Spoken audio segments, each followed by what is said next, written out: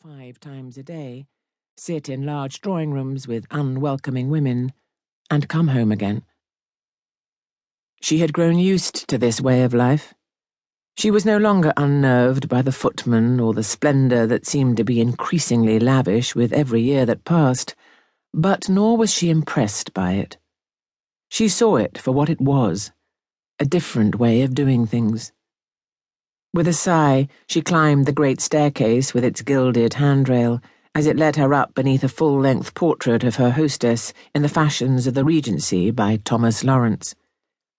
Anne wondered if it were a copy made to impress their London callers while the original sat happily ensconced at Woburn.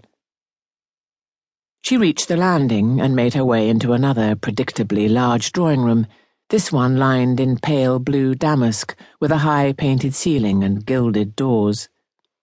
A great many women sat about on chairs and sofas and ottomans, balancing plates and cups and frequently losing control of both. A smattering of gentlemen, point device in their outfits and obviously creatures of leisure, sat gossiping among the ladies. One looked up at her entrance in recognition, but Anne saw an empty chair at the edge of the gathering and made for it, passing an old lady who started to lunge for a sandwich plate which was sliding away from her down her voluminous skirts when Anne caught it. The stranger beamed. "Well saved." She took a bite. "It is not that I dislike a light luncheon of cakes and tea to carry one through to dinner, but why can't we sit at a table?" Anne had reached her chair and, given her neighbour's relatively friendly opening, considered herself entitled to sit upon it. "I think the point is that one isn't trapped. We can all move about and talk to whom we like." "Well, I like to talk to you." Their rather anxious hostess hurried over. "Mrs. Trenchard, how kind of you to look in." It did not sound as if Anne was expected to stay very long, but this was not bad news as far as Anne was concerned. "I'm delighted to be here." "Aren't you going to introduce us?" This came from the old lady Anne had rescued, but the Duchess showed a marked reluctance to carry out her duties. Then, with a crisp smile, she realized she had to. "May I present Mrs. James Trenchard?" Anne nodded and waited. "The Dowager Duchess of Richmond." She said the name with tremendous finality, as if that must bring all reasonable conjecture on the subject to an end.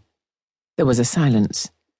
She looked to Anne for a suitably overawed response, but the name had given her guest something of a shock, if a pang of nostalgia and sadness can be called a shock. Before Anne could make any observation that might rescue the moment, their hostess was gushing on. "Now you must let me introduce you to Mrs. Carver and Mrs. Shute." Clearly she had corralled a section of more obscure ladies whom she intended to keep out of the hair of the great and the good. But the old lady was not having it. "Don't snatch her away yet. I know Mrs. Trenchard." The old lady screwed up her features in concentration as she studied the face opposite. Anne nodded. "You have a wonderful memory, Duchess, since I would have thought I was changed past all recognition. But you're right. We have met. I attended your ball in Brussels before Waterloo." The Duchess of Bedford was astonished. "You were at the famous ball, Mrs. Trenchard?"